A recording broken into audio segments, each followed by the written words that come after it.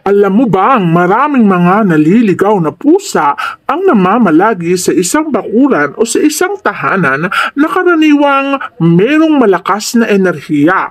Kaya kung mapapansin mo na palaging may ligaw na pusa na nakaabang sa tahanan mo o palaging nandiyan sa tahanan mo, ibig sabihin nararamdaman nila ang isang malakas na enerhiya na magpapasok ng isang tinatawag na geopathogenic zones o malakas na enerhiya ng flow ng gumagalaw na tubig sa underground water.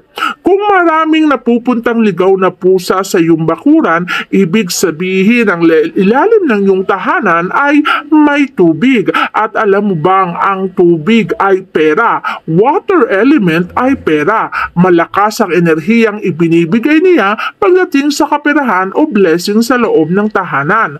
Kaya naman mararamdaman mong dumadami ang pusa na nakapaligid sa iyong tahanan na para bagang gusto na nilang magpaampon sa iyo sapagkat ramdam nila ang kabutihan at busilak ng puso mo. Ramdam din nila ang blessing na meron sa mga taong nakatira sa tahanan na may tubig sa ilalim nito.